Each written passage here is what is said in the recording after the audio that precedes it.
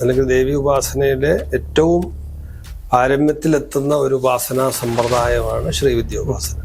ക്ഷിപ്രഫലസാധ്യമാവുന്നതോടുകൂടി തന്നെ അതിന് ഒരു മറ്റുള്ള സമ്പ്രദായത്തെക്കാളും ഇതിനൊരു സാമ്പ്രദായികമായ രീതിയുണ്ട്. അപ്പൊ ഇതൊക്കെ വാങ്ങി വീട്ടിലോ അല്ലെങ്കിൽ സ്ഥാപനങ്ങളോ ഒക്കെ സൂക്ഷിച്ചു വെച്ച് കഴിഞ്ഞാൽ, അല്ലെങ്കിൽ അത് വെറുതെ കൊണ്ടുവച്ച് കഴിഞ്ഞാൽ എന്തെങ്കിലും സംഭവിക്കുമോ? കാളിയായിട്ടോ ലക്ഷ്മിയായിട്ടോ സരസ്വതിയായിട്ടോ ഒക്കെ നമ്മൾ കാണാറുണ്ട്. പക്ഷേ ശ്രീവിദ്യ എന്ന് പറയുന്നത് മഹാത്രിപുര സുന്ദരിയായിട്ടാണ് നമ്മൾ കാണുന്നത്. അപ്പൊ അതുകൊണ്ട് തന്നെ അതിന് സാമ്പ്രദായികമായ ഒരു രീതി വേണം എന്നുള്ളത് കൊണ്ട് തന്നെ ഈ ശ്രീചക്ര ഉപാസനയും ശ്രീവിദ്യ ഉപാസനയും ഒന്ന് തന്നെയാണോ? ഞാൻ പറഞ്ഞ എപ്പോഴും ഒരു ഗുരുവിന്റെ ഉപദേശം ഇക്കാര്യത്തിൽ വളരെ പരമപ്രധാനമാണ്. അപ്പൊ ബ്രാഹ്മമുഹൂർത്തം എപ്പോഴും ഇത്തരം സാധനകൾക്കും പ്രാർത്ഥനകൾക്കും ഏറ്റവും നന്നായിട്ട് പറയാറുണ്ട്. സന്ധ്യാസമയം അതേപോലെ തന്നെയാണ്. ഇന്ന് നമ്മളോടൊപ്പം ഉള്ളത് ശ്രീനിവാസ നമ്പൂതിരിയാണ്. നമസ്കാരം തിരുമേനി. നമസ്കാരം തിരുമേനി. ഈ ശ്രീവിദ്യോപാസന അല്ലെങ്കിൽ ശ്രീചക്രോപാസന യഥാർത്ഥത്തിൽ എന്താണ് ശ്രീവിദ്യ ഉപാസന, അല്ലെങ്കിൽ അതെങ്ങനെയാണ് ചെയ്യേണ്ടത്?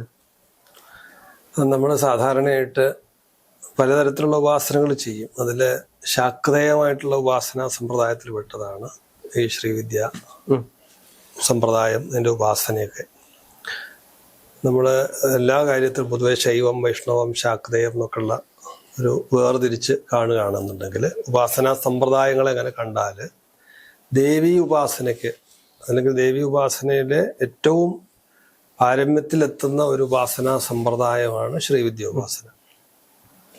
ഈ പറഞ്ഞതുപോലെ തന്നെയാണ് ശ്രീയും വിദ്യയും ഒരേപോലെ ഉപാസകർക്ക് കിട്ടുന്ന ഒരു ഉപാസന രീതിയാണ്. അല്ലെങ്കിൽ ആ ഉപാസനയിലൂടെ അതിനാണ് അതിൻ്റെ ഒരു ഫലം തന്നെ കിട്ടുന്നത്. അതിൻ്റെ ദേവത എന്ന് പറയുന്നത് മഹാത്രിപുര സുന്ദരി തന്നെയാണ്. ആ മഹാത്രിപുര സുന്ദരിയെ നമ്മളതിൻ്റെ സാമ്പ്രദായികമായ രീതിയിൽ ഉപാസനകളിലൂടെ അതിന് നമ്മൾ സമർപ്പണ ബുദ്ധിയാ ചെയ്തു കഴിഞ്ഞാൽ അതിന് ഫലം കിട്ടുന്നതായിട്ട് ധാരാളം അനുഭവങ്ങളുണ്ട്. അതേപോലെ തന്നെ അത് ഇങ്ങനെ ക്ഷിപ്രഫലസാധ്യമാവുന്നതോടുകൂടി തന്നെ അതിന് ഒരു മറ്റുള്ള സമ്പ്രദായത്തെക്കാളും ഇതിനൊരു സാമ്പ്രദായികമായ രീതിയുണ്ട്. അതായത് പൊതുവെ മന്ത്രോപാസനയിൽ നമ്മൾ വളരെ ലാഘവ ബുദ്ധിയിൽ പലതിലും ഇടപെടാറുണ്ട്. പക്ഷെ അതേപോലെ ഇടപെടുന്ന ഒന്നല്ല ഈ ശ്രീവിദ്യോപാസന. കാരണം എന്ന് പറഞ്ഞു കഴിഞ്ഞാൽ ഇത് നമ്മൾ എന്തായാലും വാൾത്തലപ്പിലൂടെ നടക്കുക എന്ന് പറയുന്നത് പോലെ തന്നെ ഉപാസന പൊതുവെ അങ്ങനെയാണ്. പക്ഷെ ശ്രീവിദ്യോപാസന വിശേഷിച്ചിട്ടും നമുക്ക് ഈശ്വരീയ ശക്തിയെ ഒരു മാതൃഭാവത്തിൽ കണ്ടിട്ട് ഉപാസിക്കുന്ന രീതിയാണ് ശ്രീവിദ്യ. അമ്മയെ പോലെ. അതെ, അമ്മയെ പോലെ. അപ്പൊ അതിന് നമ്മള് കാളിയായിട്ടോ ലക്ഷ്മിയായിട്ടോ സരസ്വതിയായിട്ടോ ഒക്കെ നമ്മൾ കാണാറുണ്ട്. പക്ഷെ ശ്രീവിദ്യ എന്ന് പറയുന്നത് മഹാത്രിപുര സുന്ദരിയായിട്ടാണ് നമ്മൾ കാണുന്നത്. അപ്പൊ അതുകൊണ്ട് തന്നെ അതിന് സാമ്പ്രദായികമായ ഒരു രീതി വേണം എന്നുള്ളത് കൊണ്ട് തന്നെ അങ്ങനെ ചെയ്യാൻ ആഗ്രഹമുണ്ടെങ്കിൽ സ്വാഭാവികമായിട്ട് ആ പാരമ്പര്യത്തിൽ ആ പരമ്പരയിൽ പെട്ട ആരെങ്കിലും മന്ത്രദീക്ഷ സ്വീകരിച്ചിട്ട് അതിനെ നല്ല രീതിയിൽ ഉപാസിച്ച് സിദ്ധി വരുത്തിയ ഗുരുക്കന്മാരെ സമീപിച്ച് അവരിൽ നിന്ന് ഈ ദീക്ഷ മേടിക്കുന്നതാണ് ഏറ്റവും ഉത്തമം. ഈ ശ്രീവിദ്യ ഉപാസനയും ശ്രീചക്ര ഉപാസനയും ഒന്ന് തന്നെയാണോ? തീർച്ചയായിട്ടും. ശ്രീവിദ്യോപാസന എന്ന് പറയുന്നത് അല്ലെങ്കിൽ ത്രിപുരസുന്ദരിയുടെ ഒരു ജിയോമെട്രിക്കൽ ഫോമാണ് ശരിക്ക് ശ്രീചക്രം എന്ന് പറയുന്നത്. അതായത് ശിവനും ശക്തിയും കൂടി ചേരുന്ന ശിവന്റെ ശ്രീചക്രത്തിന്റെ ഒരു പ്രധാനം അതാണ്. സാധാരണ ഒരു 5 അധോമുഖ ത്രികോണങ്ങളും 4 ഊർധ്വമുഖ ത്രികോണങ്ങളുമാണ് ശിവനും ശക്തിയുമായിട്ട് നമ്മൾ സങ്കല്പിക്കാറ്. അതിനാണ് പ്രധാനമായിട്ടുള്ളത്. ഈ ശ്രീചക്ര ഉപാസനയും ശ്രീവിദ്യ ഉപാസനയും ഒന്ന് തന്നെയാണോ? ഒന്ന് തന്നെയാണ്. അതായത് ശ്രീവിദ്യോപാസകൻ തൻ്റെ ഉപാസ്യ ദേവതയായിട്ടുള്ള ഈ ത്രിപുരസുന്ദരിയെ ഉപാസിക്കാൻ വേണ്ടിയിട്ട് എടുക്കുന്ന ഉപാധിയാണ് ശ്രീചക്രം എന്ന് പറയുന്നത്. ശ്രീചക്രത്തിൻ്റെ ഒരു പൊതുവായിട്ട് പ്രധാനമായിട്ടുള്ള കാര്യം എന്ന് വെച്ചാൽ അതിന് ശിവനും ശക്തിയും തമ്മിലുള്ള ഒരു ചേർച്ചയായിട്ടാണ് എൻ്റെ പ്രതീകാത്മകമായിട്ട് ഒരു 5 അധോമുഖ ത്രികോണങ്ങളുണ്ട്. ശാക്ത ദേവി സംബന്ധമായിട്ടുള്ളത്, ശൈവ സംബന്ധമായിട്ടുള്ള ഊർധ്വമുഖ ത്രികോണങ്ങൾ 4 ഉണ്ട്. ഇങ്ങനെ ഇത്രയും ത്രികോണങ്ങൾ ചേർന്നുകൊണ്ടാണ് ശ്രീചക്രത്തിന്റെ ഒരു അടിസ്ഥാന ഘടന എന്ന് പറയുന്നത്. അപ്പൊ അത് ഈ ആ ദേവതയുടെ ഒരു ജിയോമെട്രിക്കൽ ഫോമാണ് ത്രിപുരസുന്ദരിയുടെ. അത് നമ്മുടെ ഉപാസനയും മന്ത്രോപാസനയുടെ വിവിധ ഘട്ടങ്ങളിൽ നമ്മൾ അത്തരം കാര്യങ്ങളിലൂടെ ചിലപ്പോൾ ഉപയോഗിക്കേണ്ടി വരും. പൂജകന് സാധനയുടെ ഭാഗമായിട്ട് ഒരു ഉപാധി വെച്ച് അതിനെ ആരാധിക്കേണ്ടി വരും. ഇന്ന് ഒരുപാട് പേര് പല ക്ഷേത്രങ്ങളിൽ പോയി കഴിഞ്ഞാൽ, അല്ലെങ്കിൽ ഉത്സവ പറമ്പിലോ അല്ലെങ്കിൽ ക്ഷേത്ര സമുച്ചയങ്ങളിലൊക്കെ ഇതേപോലെ അതിന്റെ രൂപങ്ങൾ വാങ്ങാൻ കിട്ടുന്നുണ്ട്, അല്ലെങ്കിൽ അതിന്റെ സ്തൂപങ്ങൾ വാങ്ങാൻ കിട്ടുന്നുണ്ട്. അപ്പൊ ഇതൊക്കെ വാങ്ങി വീട്ടിലോ അല്ലെങ്കിൽ സ്ഥാപനങ്ങളോ ഒക്കെ സൂക്ഷിച്ചു വെച്ച് കഴിഞ്ഞാൽ, അല്ലെങ്കിൽ അത് വെറുതെ കൊണ്ടുവച്ച് കഴിഞ്ഞാൽ എന്തെങ്കിലും സംഭവിക്കുമോ? പൊതുവെ അതിന് ഈ ശ്രീചക്രത്തിനൊരു കണക്കുണ്ട് സാധാരണ. അതിന് അതൊരു ഉപാസനയും വിഷയമായിട്ട് ബന്ധപ്പെടുമ്പോഴാണ് അതിന് ഗൗരവം വരുന്നത്. അല്ലാതെ ഇപ്പം നമ്മളിപ്പോൾ ഒരു ഭക്തിയുടെ ഭാഗമായിട്ട് നമ്മൾ കൊണ്ടുവന്ന് വെക്കുന്നു, നമ്മളൊരു ഫോട്ടോ കൊണ്ടുവെക്കുന്നു, അതേപോലെ ഒരു ഉപാധി, ഇപ്പോൾ ഒരു ചെറിയ വിഗ്രഹം മേടിച്ചുകൊണ്ട് വെക്കുന്നു, അതേപോലെ നമ്മൾ ഗണപതിയുടെ വിഗ്രഹം പല സ്ഥലത്ത് പോകുമ്പം അല്ലെങ്കിൽ ആ പ്രധാനപ്പെട്ട പുണ്യസങ്കേതങ്ങളിലൊക്കെ പോകുമ്പോൾ അവിടുത്തെ ബന്ധപ്പെടുന്ന ഒരു ഏതെങ്കിലും കൊണ്ടുവച്ച് അതൊരു ഭക്തിയുടെ ഭാഗമായിട്ട് ചെയ്യുന്നു എന്ന് മാത്രമേ ഉള്ളൂ. അതേപോലെ പ്രധാനപ്പെട്ടതാണെന്ന് വെച്ച് കഴിഞ്ഞാൽ ശ്രീചക്രത്തെ സംബന്ധിച്ചിടത്തോളം അത് പല രൂപത്തില്, ലോക്കറ്റ് രൂപത്തില്, അല്ലെങ്കിൽ ചെറിയ ഭൂപ്രസ്ഥാനം എന്നൊക്കെ പറയും, ഇങ്ങനെ വെറുതെ ഒരു യന്ത്രരൂപത്തില്, പിന്നെ അതേപോലെ ഒരു ഭൂപ്രസ്ഥാനം മേരു രൂപത്തില്, ഇപ്പൊ നമുക്ക് പല ലോഹങ്ങളെ കൊണ്ട്, ഇപ്പം സ്ഫടികം കൊണ്ട് കിട്ടും, അങ്ങനെ പല രൂപത്തിൽ നമുക്ക് കിട്ടും. ഇത് വാങ്ങി വീട്ടിൽ വെച്ച് കഴിഞ്ഞാൽ അത്ഭുതങ്ങൾ സംഭവിക്കുമെന്ന് പറഞ്ഞ് കുറെ ആളുകൾ വാങ്ങിച്ചു വെക്കാറുണ്ട്. ചിലരൊക്കെ അത് വാങ്ങി വീട്ടില് പൂജയും ചെയ്യാറുണ്ട്. അങ്ങനെ പൂജ ചെയ്യുമ്പോൾ എന്തെങ്കിലുമൊക്കെ വിഷയങ്ങൾ അവർ പൂജ ചെയ്യുമ്പോൾ സ്വാഭാവികമായിട്ട് പിന്നെ രണ്ടും സംഭവിക്കുന്നത് കാണാം. സാധാരണ അധികവും സംഭവിക്കാറെന്ന് വെച്ച് കഴിഞ്ഞാല് നെഗറ്റീവായിട്ടുള്ളതാണ് കൂടുതൽ സംഭവിക്കുന്നത് കാണാറ്. ശ്രീചക്രത്തെ സംബന്ധിച്ചിടത്തോളം അതൊന്നും പറഞ്ഞത് കുറച്ചും കൂടെ ഗൗരവ ബുദ്ധിയാ നമ്മൾ സമീപിക്കേണ്ട ഒരു ഉപാസനാ സമ്പ്രദായമാണ് ഈ ശ്രീവിദ്യ എന്ന് പറയുന്നത്. കാരണം എന്ന് പറഞ്ഞു കഴിഞ്ഞാല് അതിൻ്റെ ഫലം വളരെ പെട്ടെന്നായിരിക്കും. നല്ലതാണെങ്കിലും ചീത്തയാണെങ്കിലും അതിൻ്റെ ഫലം വളരെ പെട്ടെന്നായിരിക്കും. അപ്പോൾ ഉപാസന എന്ന് പറയുന്ന സമയത്ത് ഉപാസകനുണ്ടാവേണ്ട കുറെ ഗുണങ്ങളുണ്ട്. സാധകനുണ്ടാവുന്ന ഒരു ക്ഷമ, അത് നമ്മളിപ്പോൾ പെട്ടെന്ന് ഫലസിദ്ധി കിട്ടുന്നതിന് വേണ്ടിയിട്ട് പല സാധനാമാർഗങ്ങളും ചെയ്ത് വളരെ സ്പീഡിൽ, അദ്ദേഹം പറഞ്ഞ എപ്പോഴും ഒരു ഗുരുവിൻ്റെ ഉപദേശം ഇക്കാര്യത്തിൽ വളരെ പരമപ്രധാനമാണ്. ഇപ്പം മറ്റേ നമുക്ക് മന്ത്രശാസ്ത്രത്തിൽ തന്നെ ഗുരുപദേശം വേണ്ടാത്ത ചില മന്ത്രങ്ങൾ പറയുന്നുണ്ട്. അതേപോലെ ഒന്നിൽ പെടുന്നതല്ല ഇത്. വളരെ നിർബന്ധമായിട്ടും അതിൻ്റെ ദീക്ഷാ സമ്പ്രദായം സ്വീകരിച്ചുകൊണ്ട് ആ ഉപാസനാ മാർഗത്തിൽ സഞ്ചരിക്കുകയാണെങ്കിൽ മാത്രമേ ശരിയായിട്ടുള്ള ഫലസിദ്ധി കിട്ടൂ എന്ന് മാത്രമല്ല, നമ്മൾ വേറൊരു വഴിയിലേക്ക് മാറിപ്പോവാതിരിക്കാനും സാധിക്കുള്ളൂ. ഇപ്പൊ ധാരാളം ആൾക്കാരുണ്ട് ഇപ്പൊ ഇത് ഇപ്പം മന്ത്രജപം തുടങ്ങുന്നു. അപ്പൊ എവിടുന്നെങ്കിലുമൊക്കെ പുസ്തകത്തിൽ നിന്നാവാം, ആരെങ്കിലും ഇത് വളരെ വലിയ മന്ത്രമാണെന്നും ഉപാസനയാണെന്നും ഒക്കെ പറഞ്ഞ് അതിൻ്റെ മഹാത്മ്യം കേട്ടിട്ട് അങ്ങനെയാവാം, പെട്ടെന്ന് നമുക്ക് വലുതാവാൻ അല്ലെങ്കിൽ ഒരു ഫലസിദ്ധി കിട്ടുന്നതിന് വേണ്ടി ഇത് ഏറ്റവും എളുപ്പമാണെന്ന് പറഞ്ഞിട്ടാവാം, പല പ്രേരണ കൊണ്ടും ആൾക്കാർ ഇത്തരം സാധനാമാർഗം സ്വീകരിക്കും. പക്ഷെ അതൊരു സാമ്പ്രദായികമായ രീതിയിലൂടെ പോയില്ലെങ്കിൽ പലപ്പോഴും കാണുന്നത് ഒരു നേരെ വിപരീത ഫലമാണ് കണ്ടുവരുന്നത്. ഇത് പൂജാമുറിയിൽ വെച്ച് കഴിഞ്ഞാലും എന്തെങ്കിലും പ്രശ്നങ്ങളൊക്കെ? പൂജാമുറിയിൽ അതാ ഞാൻ പറഞ്ഞത്, വെറുതെ ഒരു ശ്രീചക്രത്തിന്റെ പടമൊന്നും വെച്ചുകൊണ്ട് കുഴപ്പമില്ല. പക്ഷെ അതിന്റെ ഒരു മേരു രൂപത്തിൽ അതിന് ഒരു വലിയ, എപ്പോഴും തന്നെ ഗുരുലഘത്വങ്ങളുണ്ടല്ലോ, അച്ഛനുണ്ടല്ലോ, അതുപോലെ ഒരു വളരെ ഗുരുത്വമുണ്ട്. അതായത് ഒരു വലിയ മേരു പോലത്തെ ഒരു വലിയ ശ്രീചക്രാണൊക്കെ മേടിച്ചു വെക്കുന്നത് വളരെ ശ്രദ്ധിച്ചു വേണമെന്നാണ് അഭിപ്രായം. ഈ ചക്രങ്ങളുടെ ആ ഫോട്ടോകളൊക്കെ ആണെങ്കിലോ, അല്ലെങ്കിൽ വെറുതെ ഫോട്ടോ, ഇപ്പൊ നമ്മള് വെറുതെ ഒരു ഫോട്ടോ വെക്കുന്നതുകൊണ്ട് കുഴപ്പമൊന്നുമില്ല. സാധാരണ ഒരു ചിത്രം, അതായത് ഇപ്പൊ കൂടുതലും കാണാൻ കഴിയുന്ന തകിട് രൂപത്തില് ഫ്രെയിം ചെയ്ത് യന്ത്ര രൂപത്തിലുള്ളതൊക്കെ വെക്കുമ്പോൾ ശ്രദ്ധിക്കണം.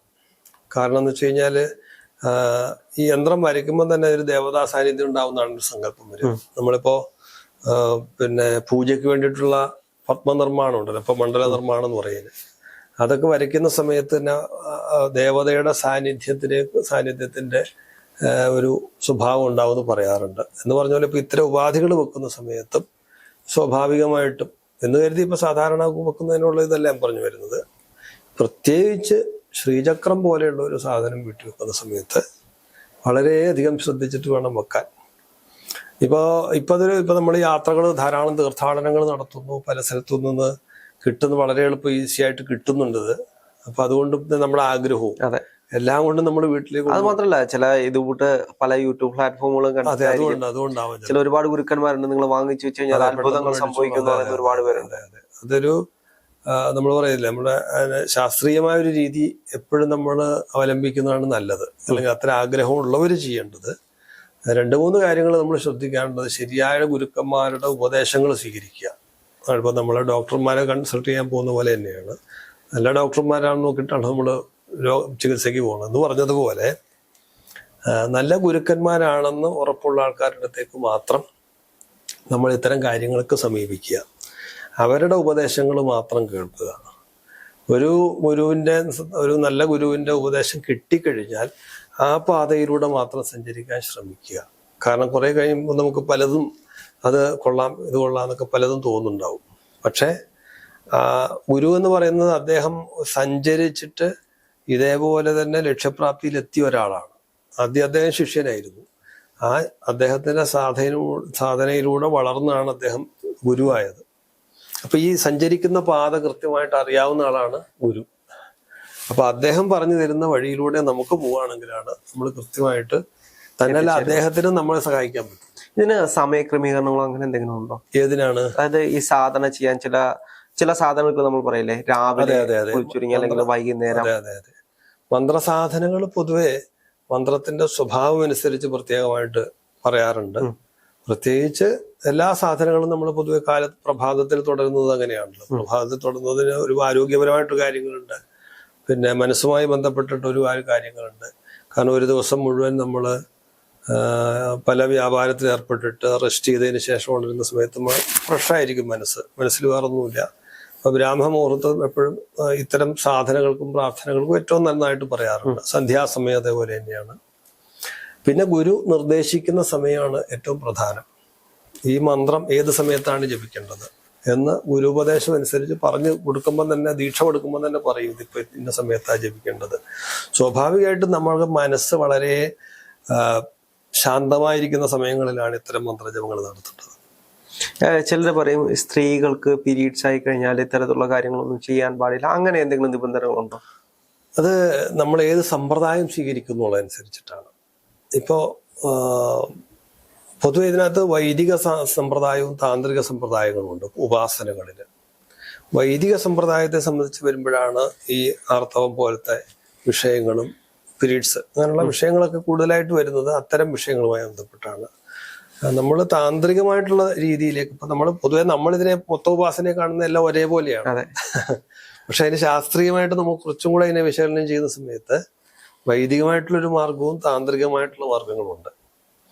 അതിൽ താന്ത്രികമായിട്ടുള്ള മാർഗങ്ങളിലേക്ക് കടന്നു കഴിഞ്ഞാൽ ഇത്തരം കാര്യങ്ങൾക്ക് കുറെ ഇത്തരം ലിമിറ്റേഷൻസ് ഇല്ല. ആ സമയങ്ങളിൽ ആവാം എന്നൊക്കെയാണ്. അതായത് മന്ത്രജപങ്ങളും കാര്യങ്ങളും സ്വാഭാവികമായിട്ട് എന്നല്ല ഞാൻ പറയുന്നത്. തെറ്റോ ശരിയോ എന്ന് നമ്മൾ നിശ്ചയിക്കേണ്ടത് നമ്മൾ ഏത് മാർഗമാണ് സ്വീകരിച്ചതെന്ന് അറിഞ്ഞിട്ടാണ്. അപ്പൊ നമുക്കൊരു താന്ത്രികമായിട്ടുള്ള മന്ത്രമാണ് നമുക്ക് തന്നിട്ടുള്ളത്, അല്ലെങ്കിൽ താന്ത്രിക ദീക്ഷയാണ് തന്നിട്ടുള്ളത്. ആ ഗുരുനാഥൻ അങ്ങനെ പറഞ്ഞിട്ടുണ്ട്, അത് നിർത്തേണ്ടതില്ല എന്ന് പറഞ്ഞിട്ടുണ്ടെങ്കിൽ ചെയ്യാം. പക്ഷെ ഇത്തരം കാര്യങ്ങളിൽ ചെയ്യരുത് എന്നുള്ളതാണ് നമ്മൾ കൂടുതലായിട്ട് അധികം ആൾക്കാർ ഉപയോഗിക്കുന്ന മന്ത്രങ്ങൾ അത്തരം ബന്ധപ്പെട്ട് കിടക്കുന്നതുകൊണ്ടാണ്. അപ്പോൾ എന്ന് പറഞ്ഞു കഴിഞ്ഞാൽ അത് നമുക്ക് ഇത് തീരെ പാടില്ല എന്ന് പൂർണ്ണമായിട്ട് പറയാൻ പറ്റില്ല. അതായത് അതാണ് ഞാൻ പറഞ്ഞത്, നമ്മൾ ഏത് മാർഗമാണോ സ്വീകരിക്കുന്നത്. ഇപ്പൊ കൗളമാർഗങ്ങളൊക്കെ ഉണ്ട് ഇതിനകത്ത്, പല സമ്പ്രദായങ്ങളിലുണ്ടല്ലോ. ഇപ്പൊ മദ്യം മോശമാണ്, മാംസം മോശമാണ്, ഇതൊക്കെ നമുക്ക് ഒരു തരത്തിൽ മോശമാണെന്ന് പറയുമ്പോൾ ഒരു സ്ഥലത്ത് അത് ആരാധ്യ വസ്തുക്കളായിട്ട് മാറുന്ന സ്ഥലങ്ങളുണ്ട്.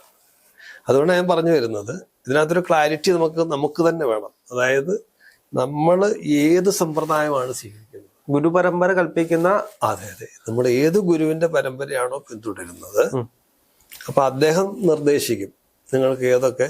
വിധി നിഷേധങ്ങൾ പൊതുവെ ഉപാസനാ സമ്പ്രദായങ്ങളിൽ പതിവുള്ളതാണ്.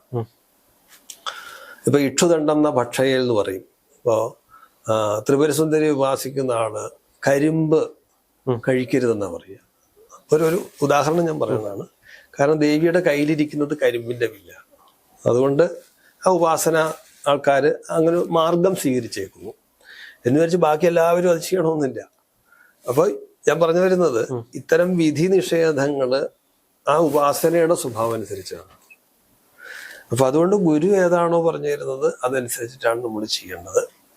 സാധാരണയായിട്ടുള്ള വീട്ടമ്മമാരോ അല്ലെങ്കിൽ ഒക്കെ ചെയ്യുന്ന പ്രാർത്ഥനകളോ കാര്യങ്ങളിലോ നമ്മൾ സ്വാഭാവികമായിട്ടും സാമ്പ്രദായികമായ രീതി സ്വീകരിക്കുന്നവരൊക്കെ ഇപ്പൊ പലവാലായ്മകൾ വരുമ്പോഴോ പീരീഡ്സ് വരുമ്പോഴോ ഒന്നും ചെയ്യാറില്ല, സ്വാഭാവികമായിട്ട് ചെയ്യാറില്ല.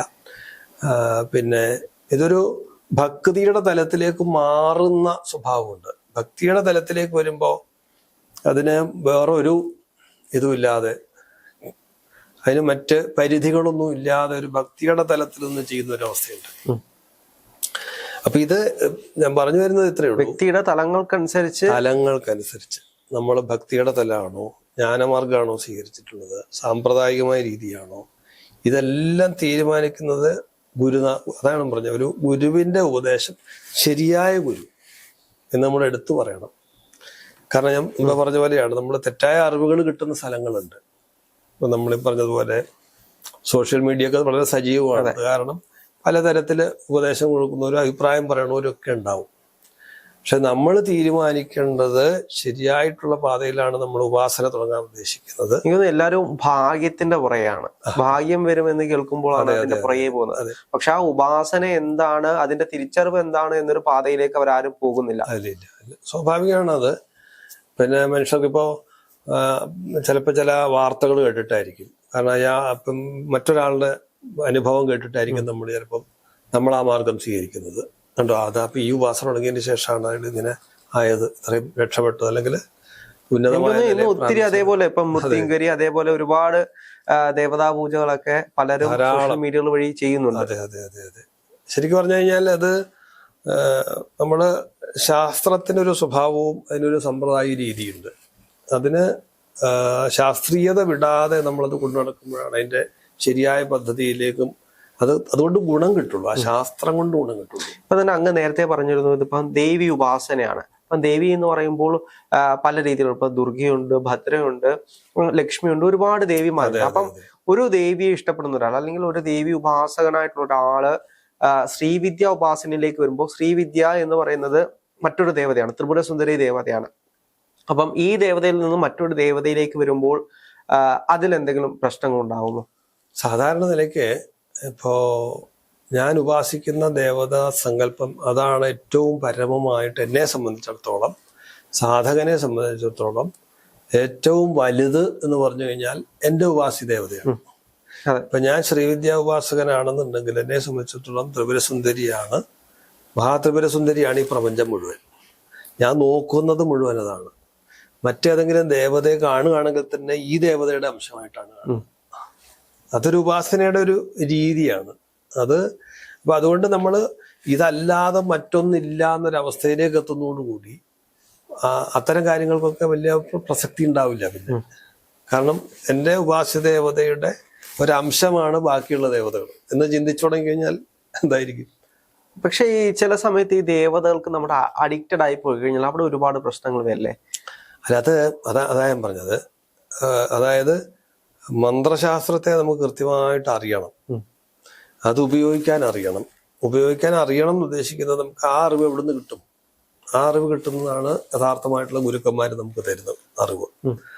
അപ്പൊ ആ അറിവിലൂടെ സഞ്ചരിക്കുന്ന സമയത്ത് നമുക്ക് പിന്നെ ഏതൊക്കെ ദേവതകളെ നമുക്ക് പിന്നെ ഉപാസന, ഇപ്പൊ ഇതൊക്കെ എന്ന് പറഞ്ഞു കഴിഞ്ഞാല് പിന്നെ കുറച്ചും കൂടെ സാത്വികമാണെന്ന് വേണമെങ്കിൽ പറയാം, ശ്രീവിദ്യോപാസന എന്നൊക്കെ പറയുന്നത്. അതല്ലാതെ മറ്റ് ഞാൻ മുമ്പ് സൂചിപ്പിച്ചതുപോലെ വളരെ കൗളാചാരങ്ങളും മറ്റ് മൂർത്തി സങ്കല്പങ്ങളിലേക്കും ഒക്കെ പോവുകയാണെന്നുണ്ടെങ്കിൽ, ഇപ്പൊ ചാത്തൻ തുടങ്ങിയിട്ടുള്ള പല സമ്പ്രദായങ്ങളിലേക്കും പോവുകയാണെങ്കിൽ അത് വേറൊരു വഴിക്കും സഞ്ചരിക്കും. അല്ല, ഞാൻ ഈ ചോദ്യം ചോദിക്കാൻ കാരണം എന്നോട് ഒരാൾ പറഞ്ഞതാണ്, ഇപ്പം ഒരു ദേവതയെ ഉപാസിക്കുന്നുള്ള, ഒരു ഭദ്രകാളി ഉപാസിക്കുന്ന ഒരാള് പിന്നീട് ഒരു ശിവന്റെ ക്ഷേത്രത്തിൽ പോയി തൊഴുകയാണ്.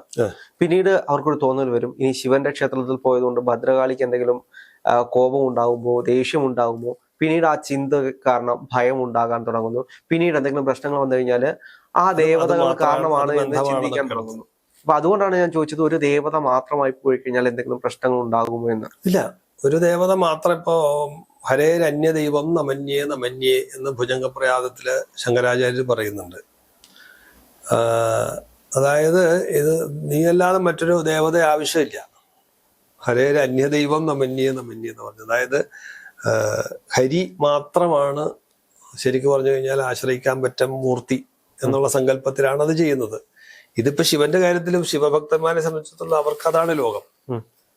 അപ്പോ സത്യം പറഞ്ഞു കഴിഞ്ഞാല് എനിക്കിപ്പോ ഭദ്രകാളി ഉപാസന, ഇപ്പൊ ഈ സഗുണോപാസന എന്ന് പറഞ്ഞൊരു സമ്പ്രദായമുണ്ട്. പൊതുവെ നമുക്ക് രണ്ടു തരത്തിലുള്ള ഉപാസനയാണ്. ഇപ്പൊ ഈ ഉപാസനയുടെ രഹസ്യം മനസ്സിലാകാത്തതുകൊണ്ടാണ് സത്യത്തെ നമുക്കിത് ആശയക്കുഴപ്പം സൃഷ്ടിക്കുന്നത്. ഒന്ന് സഗുണോപാസനയും ഒന്ന് നിർഗുണോപാസനയും. ഈശ്വരനിലേക്ക് എത്താനുള്ള വഴി രണ്ടെണ്ണമാണ് പ്രധാനമായിട്ട്. ഇതിൽ ഈ സഗുണോപാസനയുടെ വഴികളാണ് നമ്മളിപ്പോ സംസാരിച്ചുകൊണ്ടിരിക്കുന്ന ഈ ഉപാസനാ രീതികൾ. അവിടെയാണ് വ്യത്യസ്തമായിട്ടുള്ള ഉപാസനാ മൂർത്തികൾ വരുന്നതൊക്കെ അങ്ങനെ ആ ഒരു സങ്കല്പത്തിലാണ്. നിർഗുണോപാസനയിലെല്ലാം ഒന്ന് തന്നെയായിട്ട് മാറുന്നു. അപ്പൊ അവിടെയാണ് ഈ ആശയക്കുഴപ്പം വരുന്നത്. ശിവക്ഷേത്ര അല്ലെങ്കിൽ ശിവഭക്തന്മാർക്ക് വിഷ്ണു ക്ഷേത്രത്തിലോ കാളിക്ഷേത്രത്തിലോ പോകുന്നതിന് ബുദ്ധിമുട്ടുണ്ടോ? അല്ലെങ്കിൽ ഞാൻ ഉപാസിച്ചുകൊണ്ടിരിക്കുന്ന ദേവത അല്ലാത്തൊരു സ്ഥലത്തേക്ക് പോകുന്നതിന് ബുദ്ധിമുട്ടുണ്ടോ? അതൊക്കെ ശരിക്കും പറഞ്ഞാല് ഒരു വ്യക്തിനിഷ്ഠമായിട്ടുള്ള കാര്യങ്ങളാണ്. വ്യക്തിയെ സംബന്ധിച്ച് തീരുമാനത്തിലെത്തേണ്ട കാര്യങ്ങളാണ്. ഇപ്പൊ ഞാനൊരു കാളി ഉപാസകനാണെന്ന് വിചാരിക്കുക. ഈ കാളി ഉപാസനയെ സംബന്ധിച്ചിടത്തോളം എനിക്ക് കാളി ഉപാസന കൊണ്ട് എനിക്ക് നേടേണ്ടുന്നതെല്ലാം നേടാൻ പറ്റും. വേറെ ഇപ്പൊ നമ്മള് പുരശരണ പദ്ധതിയുണ്ട്. മന്ത്രോപാസനയിൽ ഏറ്റവും പ്രധാനപ്പെട്ട പുരശരണ പദ്ധതിയില് ഈ പുരശരണ കാലഘട്ടങ്ങളില്, അല്ലെങ്കിൽ നമ്മൾ ഏറ്റവും എളുപ്പം പറഞ്ഞാൽ അക്ഷരലക്ഷം ആ മന്ത്രം ജപിച്ച് സിദ്ധി വരുത്തുന്ന ഒരു കാലഘട്ടം. ആ കാലഘട്ടങ്ങളിൽ മറ്റൊരു ദേവതയെ ഉപാസിക്കാൻ പാടില്ല എന്നാണ് നിയമമാണ്. എന്ന് പറഞ്ഞു കഴിഞ്ഞാൽ ഈ ഒരൊറ്റ ദേവതയിൽ തന്നെ ശ്രദ്ധ കേന്ദ്രീകരിച്ച് നിന്നിട്ട് ഫലത്തിൽ എന്താ ഉണ്ടാവുക എന്ന് വെച്ച് കഴിഞ്ഞാല് ഈ ദേവത തന്നെയായിട്ട് മൊത്തം ദേവതകളും മാറുകയാണ് ചെയ്യുന്നത് സത്യത്തിൽ. അതാണ് ആ ഉപാസന രഹസ്യം പിടികിട്ടി കഴിഞ്ഞാൽ പിന്നെ ആ പ്രശ്നമില്ല. പിന്നെ ഞാൻ പോയാലും കുഴപ്പമില്ല, പോയില്ലേലും പ്രശ്നമില്ല. അതിലേക്കാണ് എത്തുന്നത്. പിന്നെ ചില സാമ്പ്രദായികമായ രീതികൾ ഉണ്ടാവും ചില സ്ഥലങ്ങളിൽ. പിന്നെ ഉപാസകർ അല്ലെങ്കിൽ ഇന്ന സമ്പ്രദായത്തിൽപ്പെട്ടവര് ഈ സമ്പ്രദായത്തിൽ കയറരുതെന്ന് ഒരു പൊതു റൂൾ ഉണ്ടാക്കിയിട്ടുണ്ടെങ്കിൽ അത്തരം കാര്യങ്ങൾ നമ്മൾ ശല്യപ്പെടുത്താണ്ടിരുന്നു. താത്വികമായിട്ട് ഇതിനകത്ത് വേറെ വിഷമങ്ങളില്ല എന്റെ അഭിപ്രായത്തില്.